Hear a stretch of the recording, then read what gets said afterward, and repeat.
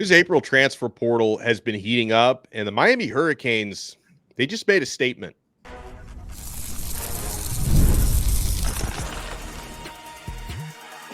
You are Locked On ACC, your daily podcast on the Atlantic Coast Conference. Part of the Locked On Podcast Network, your team every day. I am Alex Donno from Locked On Canes. He's Kenton Gibbs from Locked On Wolfpack. We are Locked On ACC. Shout out to the everydayers for making us your first listen and your first watch. Locked On ACC is available free wherever you get your podcasts, available free on YouTube, part of the Locked On Podcast Network, your team every day. Today's episode is brought to you by Monopoly Go. I admit it, I have a competitive side, and it's a big fan of Monopoly Go, the mobile hit twist on classic Monopoly. So join your friends and download Monopoly Go, now free on the App Store or Google Play. Kenton, I'm going to need you to carry most of this episode because as a guy who covers the Miami Hurricanes here on the Locked On Network, Mario Cristobal has kept me very busy throughout the weekend. On Sunday, the Hurricanes land Louisville linebacker transfer Jalen Alderman, Marshall transfer cornerback Diani Hill, and that came after on Saturday night landing top running back, actually the top available player in the transfer portal at that time in Damien Martinez, who didn't even wait till the end of his visit to announce his commitment to Miami. So I thought, the other two transfers are nice pieces, but Damien Martinez, that was a statement, Kenton. Oh, absolutely. Damien Martinez is the crown jewel of an already excellent portal class for Miami. I mean, Damien Martinez is a big thumper. He is a one-cut guy, but he's that guy that has the vision and the quickness in making that cut that it's just he's going to find where that hole is. He's going to get downhill in a hurry, and he's going to get downhill with some bad intentions. He's the guy who, in the words of Breaking Bad, a defender meets a linebacker meets a running back in a hole, and you think that he's the one that gets knocked out from that. No, he does the knocking. He is the one who knocks there. So, Damien Martinez is an absolute stud. But I want to highlight the other two pieces because I think that they're critical. That linebacker, Alderman, he is a downhill guy. We all know about the liability and pass coverage and some of that stuff, but he was a backup last year for a reason. He adds depth to Miami's linebacker room. He was actually a starter last year, but I think he might be a backup at Miami. I'll have to see how he looks in fall camp, but I think he's probably a backup at Miami. Yeah, apologies. I had it backwards. He was a starter last year, but he's likely going to be a backup now because, again, those coverage issues that kind of reared their head at times last year, they're not a great telling sign for this is something I want to see from my linebackers. But with that being said, he is still a very quality depth piece who has 2 years of eligibility remaining. What's the importance of that? I have long held the belief, and I am going to stick with this belief, that at the positions that require you to be the most cerebral, that at the positions that require the most thought before you are moving, doing, going, quarterback and Mike linebacker being those positions, you need at least a full year before you have a system down and mastered to where this is where I'm supposed to be. This is the gap I'm supposed to fill. This is the read I'm supposed to make in real time. And I think that this will do wonders for him having that second year with Miami after this season. The cornerback from Marshall is another get as well, because you and I have talked about Miami's secondary needs and all that good stuff. It's not a secret. It's not something that, anybody is not well documented. So Miami picking up these defensive pieces, it's good. Damien Martinez is obviously the flash, and for good reason. He is not an average power back. He of course, doesn't have a top end speed where it's like if he's even, he's leaving. But he has great contact balance. He has enough burst to where if you are not paying attention, it will be Katie Diggs at the doorstep when he hits the open field. So Damien Martinez is an absolutely excellent get for this group. But again, the defensive depth pieces that they added, I think could also be very important, if not this year, going forward into next. Yeah, a couple of stats on Martinez that outline just how valuable he is as a featured back. 744 of his 1,185 rushing yards last year came after contact. So more than half of his yardage was after contact last season. He forced 57 missed tackles last year at Oregon State. He averaged 3.82 yards after contact. So that's exactly the type of powerful north-south type of running back that Mario Cristobal really likes. And part of the deep dive, Kenton, on why, not only is Damien Martinez, he's a starting running back on most teams in the country. So obviously you go after very good players when you can, but there's especially big need at Miami because their other big back, Mark Fletcher, I don't know when exactly he's going to be fully healthy again. He suffered a Liz Frank foot injury in the bowl game in late December against Rutgers. And so I can't say for sure he'll be ready to start the season. So that adds an extra need to go out and get a guy like Martinez. But your points are valid, Kenton, on Miami's defense, because like I look at, and again, this is all on paper. When it comes to the offense that Miami is building right now, they might, again, on paper, have the most complete looking offense in the ACC right now, because other really good teams do have some question marks on that side of the football, including, Florida State. We'll see, their receiver situation. I'm sure they're not done yet in the portal. How good is DJ Uyunglele going to be in a Florida State uniform? Clemson, you have questions about their quarterback. No doubt about that. But then on the defensive side of the football, on paper, Florida State holds an edge there. No question about it. Their defense is disgusting.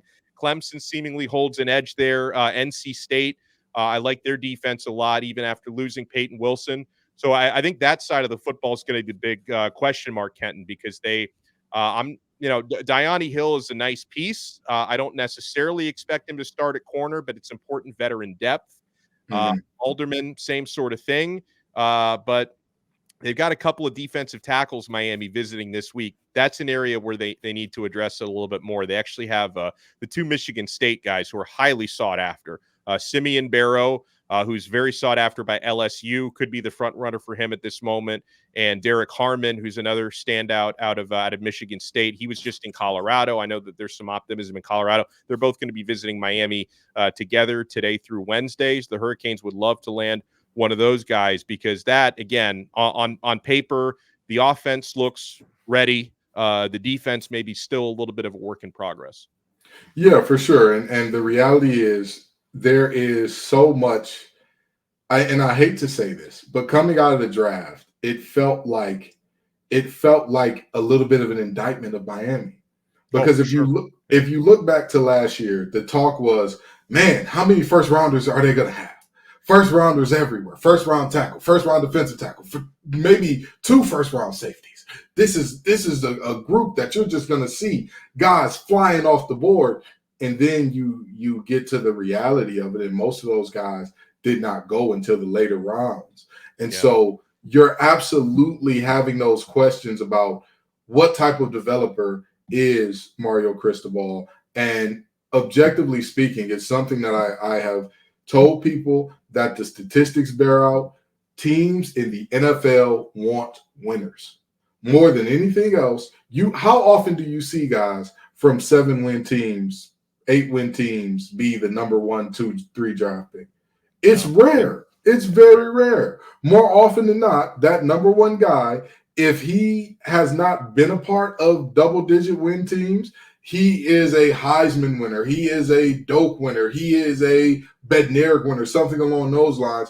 Because, again, success is what those coaches at the NFL level want to see, and they know that you're willing to sacrifice your stats for winning and all that good stuff. And so these pieces coming into Miami are going to have an important impact on Miami for years going forward, even if we don't want to think about it that way.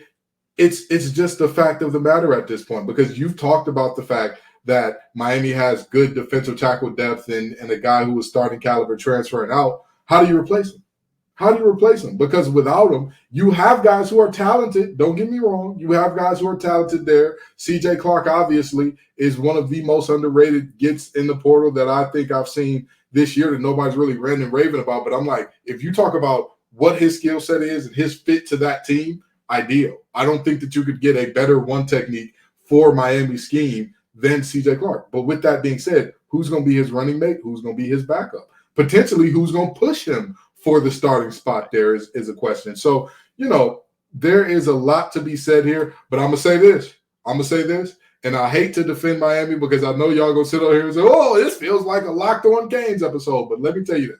There are a lot of schools that are talking about, Why is Miami getting so many guys in the portal? Did we or did we not see a team with multiple portal guys go 13-0 last year? Right. A portal quarterback, 2 portal receivers, a portal starting defensive end. I mean, a portal corner, portal guys all over the place, messed around and dominated the conference last year. This is the new nature of the beast. Now, I'm very much so of the mindset that, again, portal guys need a year or two to get fully acclimated into your team's culture, unless you have an extremely strong team culture and identity. But with that being said, you better stop pointing those fingers saying, what are they doing over there with all those portal guys? If the portal has fed you well, the portal give it and the portal take it away, baby. It give it to your rival sometimes, it take it away from your rival. You just got to sit here and live with it. Well, we got a lot more to cover on this episode. I want to go through the entire conference and see if we agree with this, because 24/7 Sports published a piece on what they consider to be the season-defining game for every team in the ACC this year.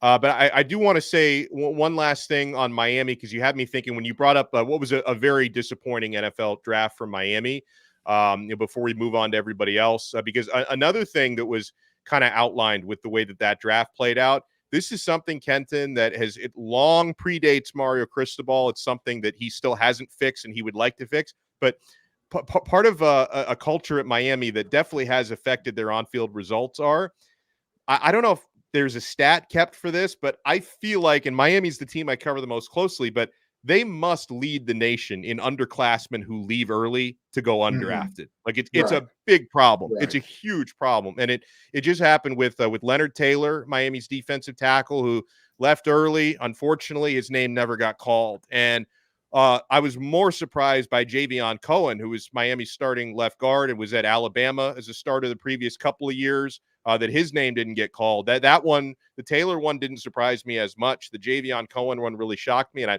I've seen it happen so many times with Miami. It's one thing if you're out of eligibility, you don't get drafted, but guys who leave a year early to go undrafted, that not only hurts them, but it hurts the team the following year, because you can't come back right? After you go undrafted. You cannot undeclare the way that you can in some other sports. So that's something to watch out for. But we'll talk about season-defining games. Do you agree with these? Because for some of these folks, depending on which team you root for, some of these are a little off the wall. You want to keep it locked right here. Alex Donno from Locked On Canes, Kenton Gibbs from Locked On Wolfpack.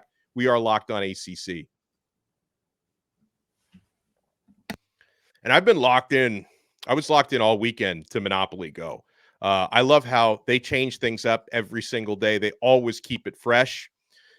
In Monopoly Go, you can team up with your friends for timed tournaments where you work together to build up each other's boards. But the more you win together, the more awesome prizes you can unlock. And there's so much to get, like unique stickers you can trade with friends to complete albums for big prizes. Cool new playing pieces to travel the boards with. Hilarious emojis for taunting friends when you smash their buildings or heist their vaults. Plus, Monopoly Go feels new and exciting every day with constantly changing tournaments and challenges. A ton include their own unique mini games like digging for treasure or a robot pachinko machine. And there's always new timed events that help you win big, like massive multipliers for everything you win or rent frenzies. Guys, Monopoly Go is so much fun. Try it and you'll realize why it's been downloaded over 150 million times. There's always something fun to discover in Monopoly Go. So get off the bench and go download it now free on Google Play or in the App Store. Game on.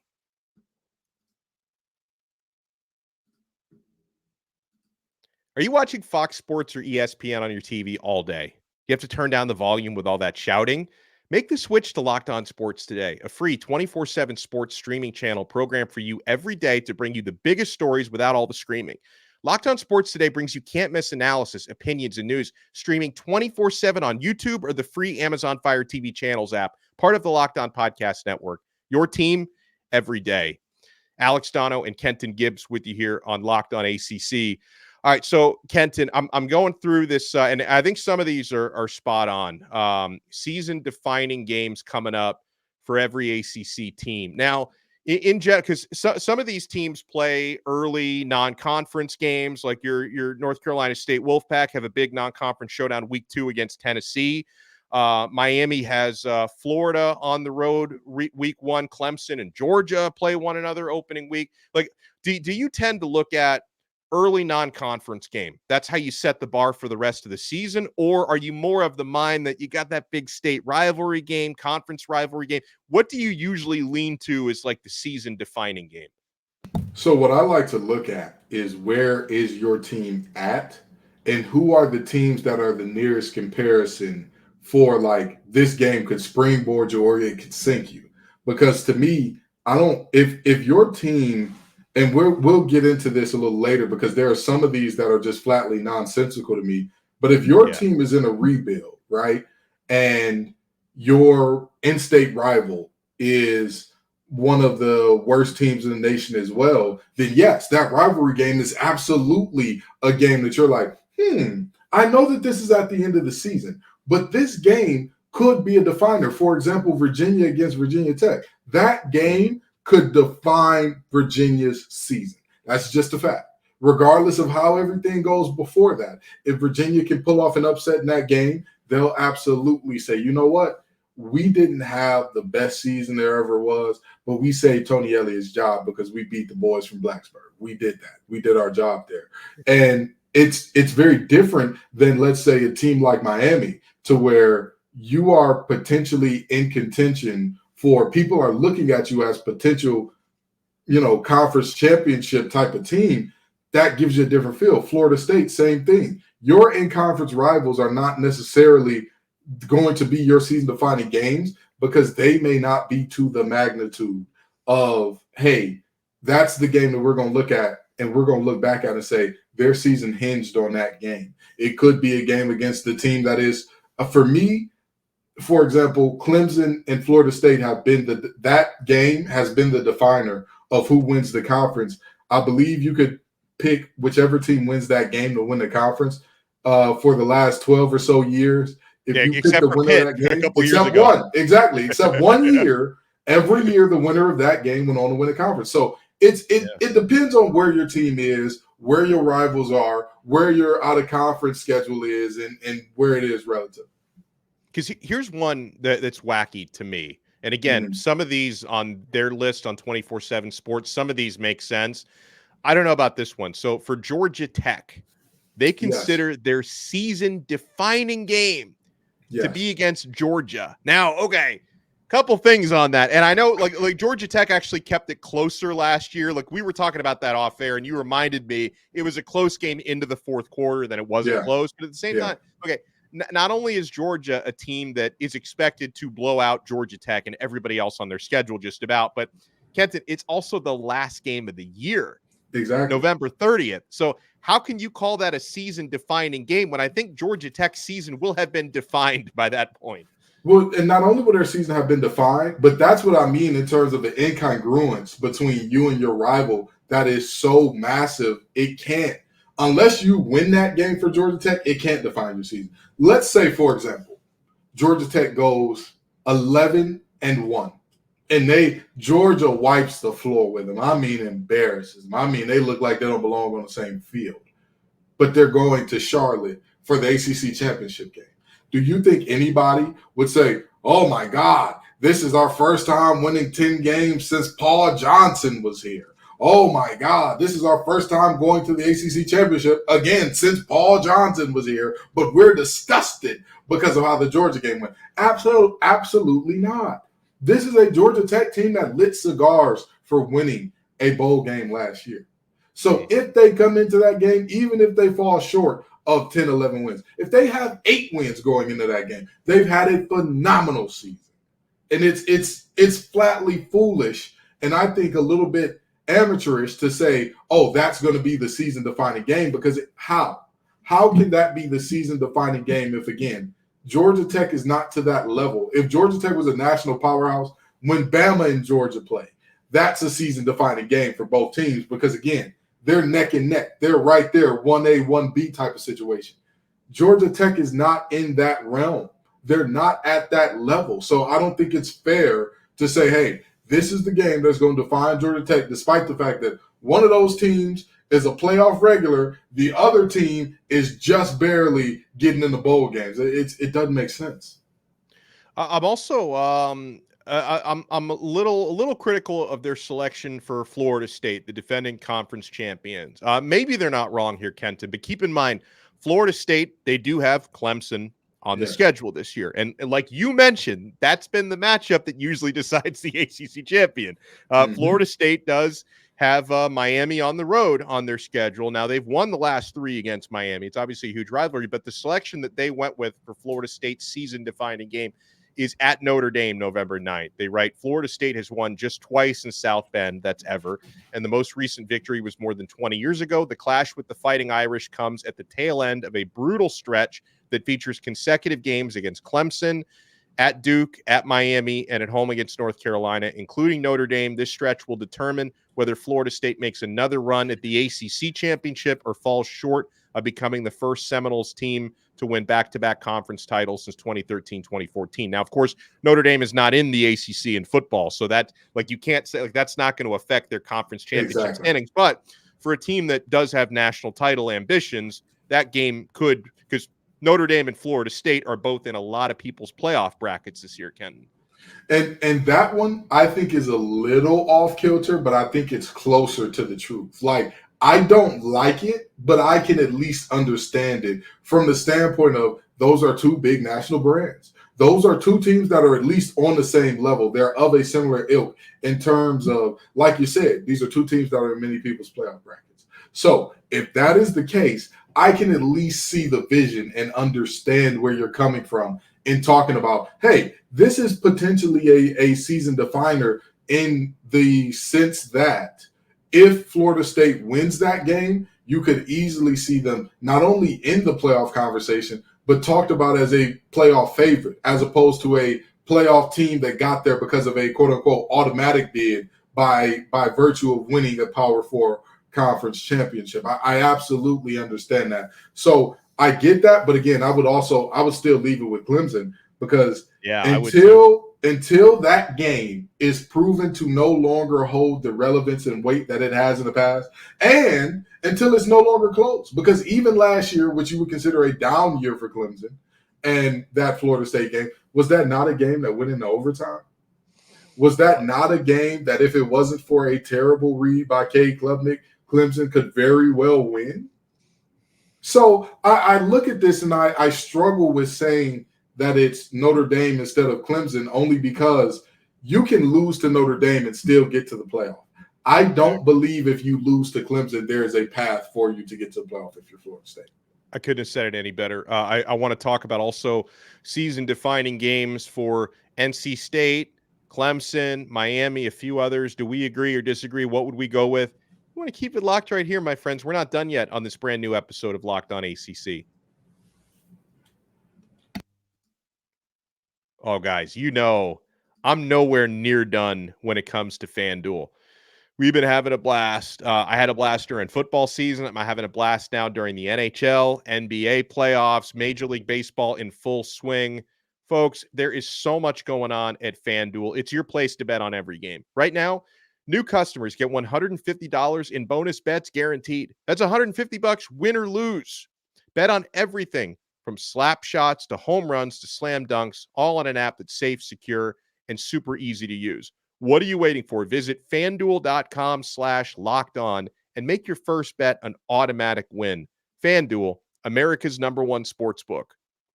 We are also proudly brought to you by Game Time. Guys, I get the best deals on tickets at the last minute. I love it. Game Time is the only ticket app that I use. They're now an authorized ticket marketplace of Major League Baseball, which makes getting tickets even faster and easier. Prices on the Game Time app actually go down the closer it gets to first pitch, with killer last-minute deals, all-in prices, views from your seat, and their lowest price guarantee. Game Time takes the guesswork out of buying MLB tickets. Guys, the views from your seat, they have a panoramic view right there. And it's especially good if you're going to concerts, especially because you're not sure what's my angle at the stage going to look like. Take the guesswork out of that, folks. The all-in pricing is fantastic. Game Time gives you the full price up front, none of those hidden fees tacked on at the end, none of that bait and switch nonsense at Game Time.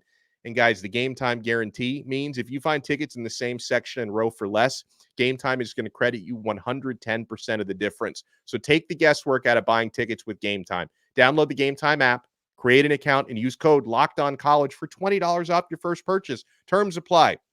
Again, create an account and redeem code LOCKEDONCollege for $20 off. Download the Game Time app today. Last minute tickets, lowest price guaranteed. Thank you so much for making this episode of Locked On ACC your first listen and your first watch today. We're part of the Locked On Podcast Network, your team every day. Okay, so Kenton, the game-defining game for Clemson. I can see the argument. Again, this kind of depends on the logic you would use, because you could say the same thing about Clemson that we said for Florida State, that Florida State game for Clemson.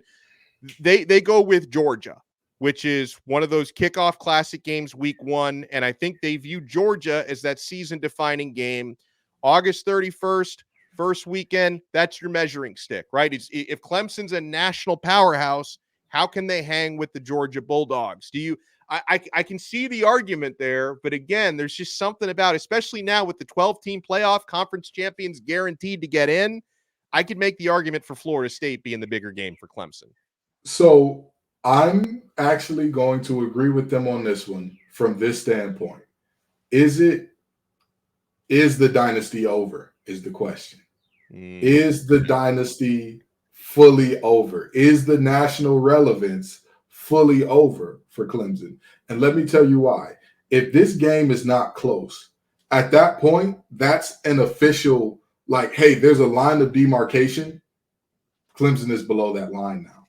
That line that Clemson used to be comfortably over, something has happened and they've regressed below that line. Because this is not a Clemson team that is bringing back very little, or they're extremely young all over the place. They're secondary for the most part, a bunch of guys who have played. Don't get me wrong, replacing Makuba and Wiggins, big deal. Not going to lie to you there. Georgia is also replacing a lot of guys all over the place. And you're asking yourself, hey, is Clemson still in that ballpark? Are they still in those types of conversations? And I would venture to say, this game would go a long way in answering that. Because to me, if Clemson hangs close and they lose this one, positive sign. They're still in that bracket. They're still in that mode, in that zone, in that range. If Clemson is dominated in this one, they then become a little bit of a laughingstock in terms of nationally, at least, where it's like, we knew it. Yeah, we knew it. Your refusal to use the portal came back to bite you. We knew it. You just can't do it anymore. So I think that this one, I would actually agree that this is the defining game for them, because, again, Clemson has been, for the better part of a decade, the team in the ACC, the premier team. And so this is not only a question about Clemson, but about the ACC as a whole. Like, hey, what's going on over there? That, again, I would hope that Clemson hangs close in this one, if not wins it outright. Yeah, I think as you talked about with Dabo, the battling philosophies make this extra interesting. I call this the battle of stability versus artillery, where, Clemson, they don't take transfers. Obviously, they do lose some players to graduation and the pros and all that, but Clemson's roster is going to look a lot more similar than Georgia's. Georgia, and this happens when you're very deep.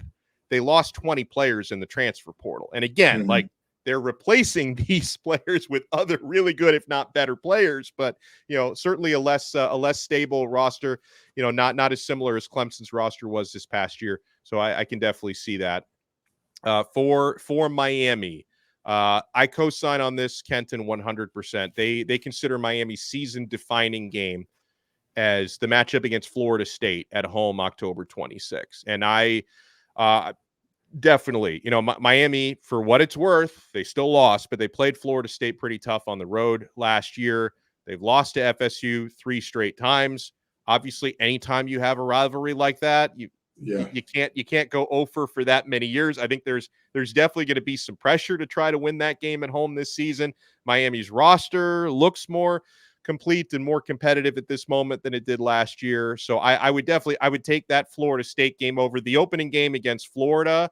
And I say that sometimes those early season non-conference games, as far as Miami's concerned, Kenton, those games are fool's gold, because part of the problem that Miami's had is October and November, they tend to plummet. That's been a thing for them. Like they looked very good early season win against Texas A&M last year. That didn't really do anything for the rest of their season. So I agree completely that Florida State game, that's the season defining game for Miami. Absolutely. And the question and some people will say, well, this is hypocritical because Florida State is on a different tier than Miami. But the thought is this: Miami is supposed to be on that tier now. That's the thought. Miami is that type of team that I talk about it all the time. There are very few teams in the country where winning 8 games a year isn't enough. Miami is one of those schools. Whether you like it or not, it's one of those schools where if a coach goes there and he goes 8-5, 9-4 every year, you're not going to get a statue built for you. You're going to get fired. So with that in mind, that game against Florida State, regardless of how elusive a victory has been against them as of late, regardless of what tier you view Florida State in, if you are a team that is pushing all your chips to the middle this year, like many people believe Miami is, well, damn it, it's time to hit. You can't push the chips to the middle and lose, because you know what happens at that point? You go home with nothing. You leave with nothing. So I think that this game is vitally important to Miami season. I couldn't agree more here. This is a defining game for them, season-defining game for them. What about for NC State, Kenton? They go with at Clemson September 21st. Do you think, is that more of an, obviously NC State, they do have week 2 against Tennessee, but do you think that game against Clemson, is that the more season-defining one for NC State? Absolutely. Getting the Death Valley monkey off your back is massive. You have to do it at some point in time, and you have to do it if you want to be in Charlotte this year. If you believe that Clemson is a really good team and they're going to be figuring it out and they're going to be a 11-10 win team, whatever the case may be, you can't also be an 11-10 win team with a loss to them and believe that you're still going to get that ticket to Charlotte. The reality is, lose, win, dominate, get dominated, whatever happens in that Tennessee game, in terms of where NC State football is and where they want to go, the biggest question is, what does Doran's spike year look like? Because as much as Doran has created stability and raised the floor exponentially at NC State, because the floor used to be 4-8, 3-9, maybe 5-7 if you had a good floor season. He's now raised that floor to 7-8 games. What does your spike look like? What does it look like when everything goes right? When the universe shines its light on you and it's time for you to step into that role? And this game against Clemson at Clemson is going to go a long way into deciding that. NC State has shown that they're not afraid of Clemson. They can beat Clemson in the Carter. The Carter is one of the most underrated atmospheres in all of college football. But when you have to go on the road, when it gets a little loud, when Death Valley is Death Valleying, are you prepared to do what it takes at the moment of truth to show nationally, to show in the conference, we are ready to have a seat at the table and battle with the big dogs for the big stake, instead of saying, well, we're going to be above the ankle biters getting scraps down here? That's the question for NC State. That game against Clemson is going to go a long way to handle it. Yeah, they're looking for their first win at Death Valley since 2003. Been a minute. Well, we're going to have a great time on tomorrow's episode. Spencer McLaughlin, who hosts Locked On College Football, we're going to take a deep dive on the ACC with him, his predicted conference championship game, who he thinks the boom or bust teams are going to be. And definitely, I want to take a deep dive on some of the former Pac-12 players who are now in the ACC, because Spencer, before he started doing Locked On College Football, used to host Locked On Pac-12 when there was a Pac-12. So he can give us the scoop on DJU at Florida State, on Cam Ward and Damien Martinez now at Miami. So we're going to have some fun with Spencer tomorrow. Make sure you follow Kenton at TGIF_Kenton on X. Follow me at Alex Donno. And we will talk to you guys again tomorrow with Spencer on another episode of Locked On ACC, part of the Locked On Podcast Network, your team every day.